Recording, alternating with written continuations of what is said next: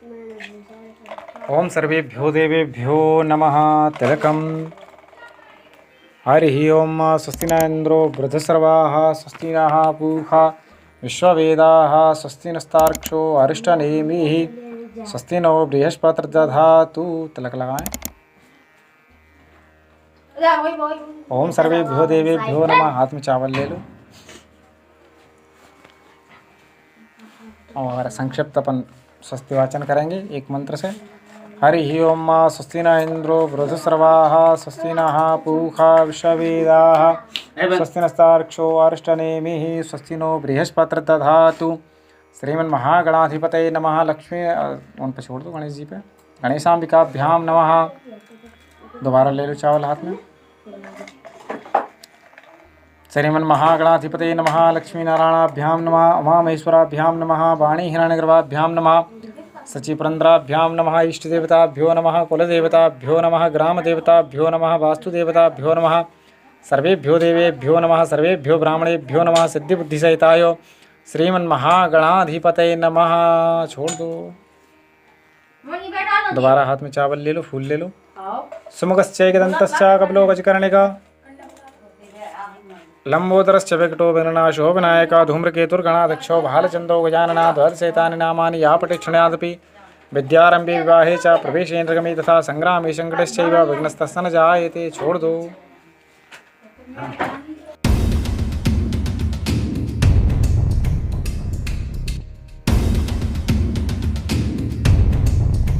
श्री सत्यनारायण व्रत कथा पहला अध्याय। एक समय नैमिषारण्य तीर्थ में शौनक आदि 88,000 ऋषियों ने श्री सूत जी से पूछा, हे प्रभु, इस कलयुग में वेद विद्या रहित मनुष्यों को प्रभु भक्ति किस प्रकार मिलेगी तथा उनका उद्धार कैसे होगा? इसलिए हे मुनि श्रेष्ठो, कोई ऐसा व्रत कहिए जिससे थोड़े समय में पुण्य प्राप्त होवे तथा मनवांछित फल मिले। ऐसी कथा सुनने की हमारी इच्छा है। सर्वशास्त्र ज्ञाता सूत जी बोले, हे वैष्णवों पूज्य, आप सबने सर्व प्राणियों के हित की बात पूछी है, अतः मैं उस श्रेष्ठ व्रत को आप लोगों से कहूँगा जिस व्रत को नारद जी ने लक्ष्मी नारायण से पूछा था। एक समय योगी नारद जी दूसरों के हित की आकांक्षा से अनेक लोकों में भ्रमण करते हुए मृत्युलोक में आ पहुँचे। वहाँ बहुत सी योनियों में जन्मे हुए प्रायः सभी मनुष्यों को अपने कर्मों के द्वारा अनेक दुखों से पीड़ित देखकर सोचा कि किस यत्न के करने से निश्चय ही इनके दुखों का नाश हो सकेगा। नारद ऐसा मन में सोचकर विष्णु लोक को गए। वहाँ श्वेत वर्ण और 4 भुजाओं वाले देवों के ईश नारायण को, जिनके हाथों में शंख, चक्र, गदा और पद्म थे तथा वरमाला पहने हुए थे, देखकर स्तुति करने लगे। हे भगवान, आप अत्यंत शक्ति से संपन्न हैं। मन तथा वाणी भी आपको नहीं पा सकती है। आपका आदि मध्य और अंत नहीं है। निर्गुण स्वरूप, सृष्टि के कारण भूत व भक्तों के दुखों को नष्ट करने वाले हो। आपको मेरा नमस्कार है। नारद जी से इस प्रकार की स्तुति सुनकर विष्णु भगवान बोले कि हे मुनि श्रेष्ठ नारद, आपके मन में क्या है? आपका यहाँ किस काम के लिए आगमन हुआ है? निसंकोच कहो। तब नारद मुनि बोले, मृत्युलोक में सब मनुष्य जो अनेक योनियों में पैदा हुए हैं, अपने कर्मों के द्वारा अनेक प्रकार के दुखों से दुखित हो रहे हैं। हे नाथ, मुझ पर दया रखते हो तो बतलाइए कि उन मनुष्यों के सब दुख थोड़े ही प्रयत्न से कैसे दूर हो सकते हैं। श्री भगवान जी बोले, हे नारद, मनुष्यों की भलाई के लिए तुमने बहुत अच्छी बात पूछी है। जिस व्रत के करने से मनुष्य मोह से छूट जाता है वह मैं कहता हूँ, सुनो। बहुत पुण्य देने वाला, स्वर्गीय तथा मनुष्य लोक दोनों में दुर्लभ एक उत्तम व्रत है। आज मैं प्रेम वश होकर तुमसे कहता हूँ। सत्यनारायण का यह व्रत अच्छी तरह विधान पूर्वक करके मनुष्य तुरंत ही यहाँ सुख भोग कर मरने पर मोक्ष को प्राप्त होता है। श्री भगवान के वचन सुनकर नारद मुनि बोले, उस व्रत का क्या फल है, क्या विधान है, किसने यह व्रत किया है और किस दिन यह व्रत करना चाहिए, विस्तार से बताइए। भगवान बोले, दुख शोक आदि को दूर करने वाला, धन धान्य को बढ़ाने वाला, सौभाग्य तथा संतान को देने वाला, यह व्रत सब स्थानों पर विजयी करने वाला है। श्रद्धा, भक्ति और श्रद्धा के साथ किसी भी दिन मनुष्य श्री सत्यनारायण भगवान की शाम के समय ब्राह्मण और बंधुओं के साथ धर्म परायण होकर पूजा करे। भक्ति भाव से नैवेद्य केले का खम्भ, घी, दूध और गेहूं का चूर्ण सवाया लेवे। गेहूं के अभाव में साठी का चूर्ण और शक्कर तथा गुड़ लेवे। सब भक्षण योग्य पदार्थ जमा करके भगवान को अर्पण कर देवें तथा बंधुओं सहित ब्राह्मण को भोजन करावें। पश्चात स्वयं भोजन करें। नृत्य गीत आदि का आचरण कर सत्यनारायण भगवान को स्मरण करते हुए समय व्यतीत करें। इस तरह व्रत करने पर मनुष्यों की इच्छा निश्चय ही पूरी होती है। विशेषकर कलिकाल में भूमि पर यही मोक्ष का सरल उपाय है। बोलो श्री जय जय श्री सत्यनारायण व्रत कथा प्रथम अध्याय। बोलो सत्यनारायण भगवान की जय। दूसरा अध्याय। सूत जी बोले, हे ऋषियों, जिन्होंने पहले समय में इस व्रत को किया है उनका वृतांत कहता हूँ, ध्यान से सुनो। सुंदर काशीपुरी नगरी में अति निर्धन ब्राह्मण रहता था। वह भूख और प्यास से बेचैन हुआ नित्य पृथ्वी पर घूमता था। ब्राह्मणों से प्रेम करने वाले भगवान ने ब्राह्मण को दुखी देखकर बूढ़े ब्राह्मण का रूप धरकर उसके पास जा आदर के साथ पूछा, हे विप्रो, नित्य दुखी है पृथ्वी पर क्यों घूमता है? हे श्रेष्ठ ब्राह्मण, यह सब मुझसे कहो, मैं सुनना चाहता हूँ। ब्राह्मण बोला, मैं बहुत निर्धन ब्राह्मण हूँ, भिक्षा के लिए पृथ्वी पर फिरता हूँ। हे भगवान, यदि आप इसका उपाय जानते हो तो कृपा कर कहो। वृद्ध ब्राह्मण बोला, सत्यनारायण भगवान वांछित फलों को देने वाले हैं, इसलिए ब्राह्मण तू उनका पूजन कर, जिसके करने से मनुष्य सब दुखों से मुक्त होता है। ब्राह्मण को व्रत का सारा विधान बतलाकर बूढ़े ब्राह्मण का रूप धारण करने वाले सत्यनारायण भगवान अंतर्ध्यान हो गए। जिस व्रत को वृद्ध ब्राह्मण ने बतलाया था मैं उसको अवश्य करूँगा, यह निश्चय करने पर उस ब्राह्मण को नींद भी नहीं आई। वह सवेरे ही उठ सत्यनारायण भगवान के व्रत का निश्चय कर भिक्षा के लिए चला। उस दिन उसको भिक्षा में बहुत सा धन मिला, जिससे बंधु बांधवों के साथ उसने सत्यनारायण भगवान का व्रत किया। उसके करने से वह ब्राह्मण सब दुखों से छूटकर अनेक प्रकार की संपत्तियों से युक्त हुआ। उस समय से वह ब्राह्मण हर मास व्रत करने लगा। इस तरह सत्यनारायण भगवान के व्रत को जो करेगा वह सब पापों से छूटकर मोक्ष को प्राप्त होगा। आगे जो पृथ्वी पर सत्यनारायण भगवान का व्रत करेगा वह मनुष्य सब दुखों से छूट जाएगा।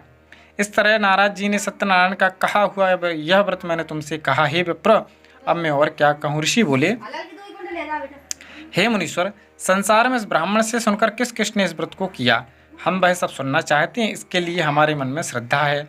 सूत जी बोले, हे मुनियो, जिस शिष्य ने इस व्रत को किया है वह सब सुनो। एक समय वह ब्राह्मण धन और ऐश्वर्य के अनुसार बंधु बांधवों के साथ व्रत करने को तैयार हुआ। उसी समय एक लकड़ी बेचने वाला बूढ़ा आदमी आया और बाहर लकड़ियों को रखकर ब्राह्मण के मकान में गया। प्यास से दुखी लकड़हारा उनको व्रत करते देखकर ब्राह्मण को नमस्कार करके पूछने लगा, आप यह क्या कर रहे हैं और उसके करने से क्या फल मिलता है, कृपा करके मुझसे कहो। ब्राह्मण ने कहा, सब मनोकामनाओं को पूरा करने वाला सत्यनारायण भगवान का व्रत है। इसकी कृपा से मेरे यहाँ धन धान्य आदि की वृद्धि हुई है। ब्राह्मण से व्रत के बारे में जानकर लकड़हारा बहुत प्रसन्न हुआ। चरणामृत ले और प्रसाद खाने के बाद अपने घर को आया। लकड़हारे ने मन में इस प्रकार का संकल्प किया कि आज लकड़ियाँ बेचने से जो धन मिलेगा उसी से सत्यनारायण देव का उत्तम व्रत करूँगा। यह मन में विचार कर वह बूढ़ा लकड़हारा लकड़ियाँ अपने सिर पर रखकर जिस नगर में धनवान लोग रहते थे वह ऐसे सुंदर नगर में गया। उस दिन वहाँ बूढ़े को उन लकड़ियों का दाम पहले दिनों से चौगुना मिला। तब वह बूढ़ा लकड़हारा दाम ले अति प्रसन्न हो पके केले की फली, शक्कर, घी, दुग्ध, दही और गेहूं का चूर्ण इत्यादि सत्यनारायण भगवान के व्रत की कुल सामग्रियों को लेकर अपने घर को गया। फिर उसने सत्य अपने भाइयों को बुलाकर विधि के साथ भगवान जी का पूजन और व्रत किया। उस व्रत के प्रभाव से बूढ़ा लकड़हारा धन धान्य आदि से युक्त हुआ और संसार के समस्त सुख भोगकर वैकुंठ धाम को गया। जय जय श्री सत्यनारायण व्रत कथा द्वितीय अध्याय। बोलो सत्यनारायण भगवान की जय। तीसरा अध्याय। सूत जी बोले, हे श्रेष्ठ मुनियों, अब आगे की कथा कहता हूँ, सुनो। पहले समय में उल्कामुख नाम का एक बुद्धिमान राजा था। वह सत्यवक्ता और जितेंद्रिय था। प्रतिदिन देवस्थानों में जाता तथा गरीबों को धन देकर उनके कष्ट दूर करता था। उसकी पत्नी कमल के समान मुखवाली और सती साध्वी थी। भद्रशिला नदी के तट पर उन दोनों ने सत्यनारायण देव का उत्तम व्रत किया। उस समय वहाँ एक साधु वैश्य आया। उसके पास व्यापार के लिए बहुत सा धन था। वह नाव को किनारे पर ठहरा कर राजा के पास गया। राजा को व्रत करते हुए देखकर विनय के साथ पूछने लगा, हे राजन, भक्ति युक्त चित्त से आप यह क्या कर रहे हैं? मेरी सुनने की इच्छा है, सो आप यह मुझे बताइए। राजा बोला, हे साधु, अपने बंधुओं के साथ पुत्र आदि की प्राप्ति के लिए महान शक्तिमान सत्यनारायण भगवान का व्रत व पूजन किया जा रहा है। राजा के वचन सुनकर साधु आदर के साथ बोला, हे राजन, मुझसे इसका सब विधान कहो, मैं भी आपके कथनानुसार इस व्रत को करूँगा। मेरे भी कोई संतान नहीं है और इससे निश्चय ही होगी। राजा से सब विधान सुन व्यापार निवृत्त हो वह आनंद के साथ घर गया। साधु ने अपनी स्त्री को संतान देने वाला यह उस व्रत का समाचार सुनाया और कहा कि जब मेरे संतान होगी तब मैं इस व्रत को करूँगा। साधु ने ऐसे वचन अपनी स्त्री लीलावती से कहे। एक दिन उसकी स्त्री लीलावती पति के साथ आनंदित होकर सांसारिक धर्म में प्रवृत्त होकर सत्यनारायण भगवान की कृपा से गर्भवती हो गई तथा 10वें महीने में उसने एक सुंदर कन्या का जन्म हुआ।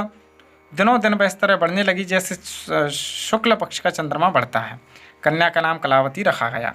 एक दिन लीलावती ने मीठे शब्दों में अपने पति से कहा कि आपने जो संकल्प किया था कि भगवान का व्रत करूंगा, अब आप उसे करिए। साधु बोला, हे प्रिय, अब इसके विवाह पर करूंगा। इस प्रकार अपनी पत्नी को आश्वासन देवे नगर को गया। कलावती पितृगृह में वृद्धि को प्राप्त हो गई। साधु ने जब नगर में सखियों के साथ अपनी पुत्री कलावती को देखा तो तुरंत ही दूत को बुलाकर कहा कि पुत्री के वास्ते कोई सुयोग्य वर देख कर लाओ। साधु की आज्ञा पाकर दूत कंचन नगर पहुंचा और वहां पर बड़ी खोज और देखभाल कर लड़की के लिए सुयोग्य पुत्र को ले आया।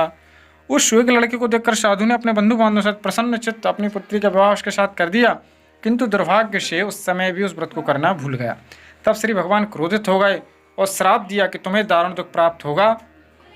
अपने कार्य में कुशल साधु बनिया अपने जामाता सहित समुद्र के समीप स्थित रत्नपुर नगर में आया। वहां दोनों ससुर जमाई राजा चंद्रकेतु के राज्य में चंद्रकेतु राजा के उस नगर में व्यापार करने लगे। एक रोज भगवान सत्यनारायण की माया से प्रेरित होकर चोर राजा का धन चुराकर भागा जा रहा था। पीछे से राजा के दूतों को आता देखकर चोर ने घबराकर भागते हुए राजा को वहीं चुपचाप रख दिया जहां वे दोनों ससुर जमाई ठहरे हुए थे। जब दूतों ने साधु वैश्य के पास राजा के धन को रखा देखा तो दोनों को बांध कर ले गए और प्रसन्नता से दौड़ते हुए राजा के समीप जाकर बोले, यह दो चोर पकड़कर हम लाए हैं, देखकर आज्ञा दें। तब राजा की आज्ञा से उनको कठिन कारावास में डाल दिया गया और उनका धन छीन लिया। सत्यनारायण भगवान के श्राप द्वारा उनकी पत्नियां भी घर पर बहुत दुखी हुई और घर पर जो धन रखा था उसे चोर चुरा कर ले गए। शारीरिक व मानसिक पीड़ा तथा भूख और प्यास से अति दुखित होने की चिंता में कलावती एक ब्राह्मण के घर में गई। वहाँ उसने सत्यनारायण भगवान का व्रत होते देखा, फिर कथा सुनी तथा प्रसाद ग्रहण कर रात को घर आई। माता ने कलावती से कहा, हे पुत्री, अब तक कहाँ रही व तेरे मन में क्या है? कलावती बोली, हे माता, मैंने एक ब्राह्मण के घर में श्री सत्यनारायण भगवान का व्रत होते देखा है। कन्या के वचन सुनकर लीलावती सत्यनारायण भगवान के पूजन की तैयारी करने लगी। लीलावती ने अपने परिवार और बंधुओं सहित श्री सत्यनारायण भगवान का पूजन किया और यह वर मांगा कि मेरे पति और दामाद शीघ्र आ जावें।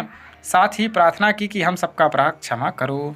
श्री सत्यनारायण भगवान इस व्रत से संतुष्ट हो गए और राजा चंद्रकेतु को स्वप्न में दिखाई दिए और कहा, हे राजन, दोनों वैश्यों को प्रातः ही छोड़ दो और उनका सब धन जो तुमने ग्रहण किया था दे दो, नहीं तो तुम्हारा धन, राज्य, पुत्र आदि सब नष्ट कर दूंगा।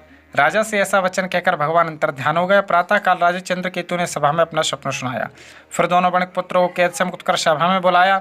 दोनों ने आते ही राजा को नमस्कार किया। राजा मीठे वचनों से बोला, हे महानुभावो, भावी वश में ऐसा कठिन दुख प्राप्त हुआ, अब तुमको कोई भय नहीं है। ऐसा कहकर राजा ने उनको नैना वस्त्र आभूषण पहनाए तथा उनका जितना धन लिया था उससे दुगना धन देकर आदर सहित विदा किया।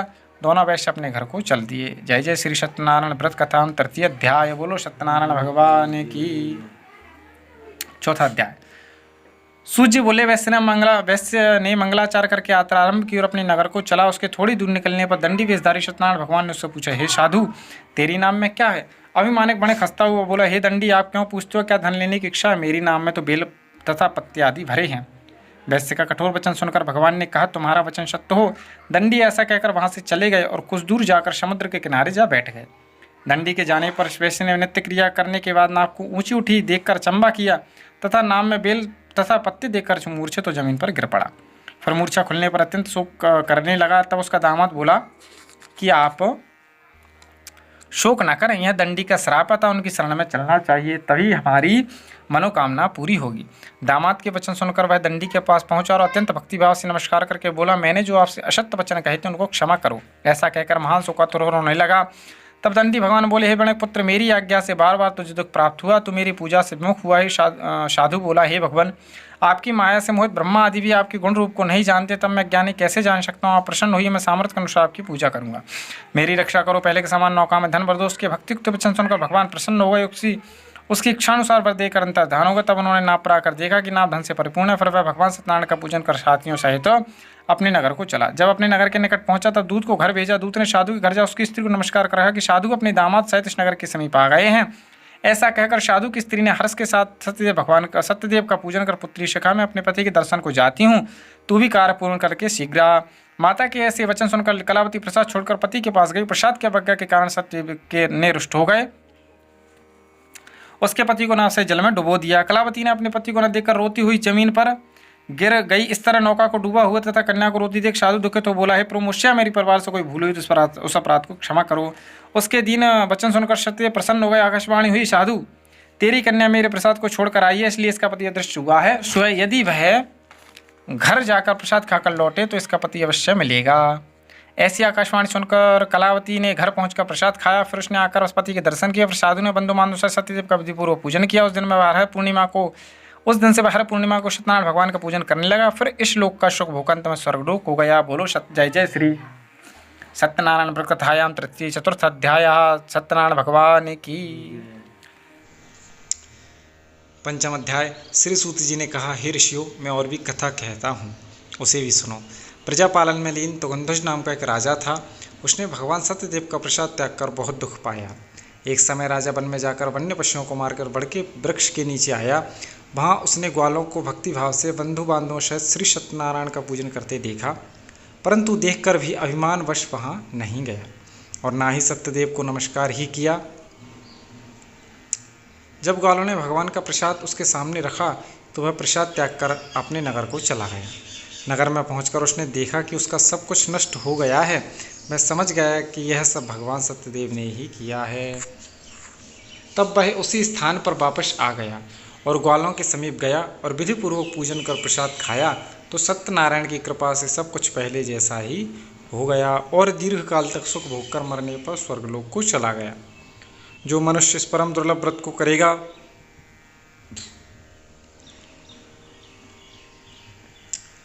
श्री सत्यनारायण भगवान की कृपा से उसे धन धान्य की प्राप्ति होगी। निर्धन धनी और बंदी बंधन से मुक्त होकर निर्भय हो जाएगा। संतानहीन को संतान प्राप्ति होती है तथा सब मनोरथ पूर्ण होकर अंत में वैकुंठ धाम को जाता है। जिन्होंने पहले इस व्रत को किया, अब उनके दूसरे जन्म की कथा भी सुनिए। शतानंद नामक ब्राह्मण ने सुदामा के रूप में जन्म लेकर श्री कृष्ण की भक्ति कर मोक्ष प्राप्त किया।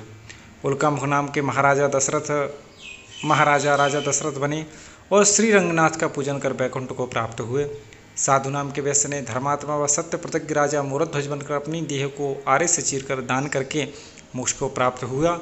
महाराज प्रबंध्वज स्वयंभू मनु हुए। उन्होंने बहुत से लोगों को भगवान की भक्ति में लीन कर मोक्ष प्राप्त किया।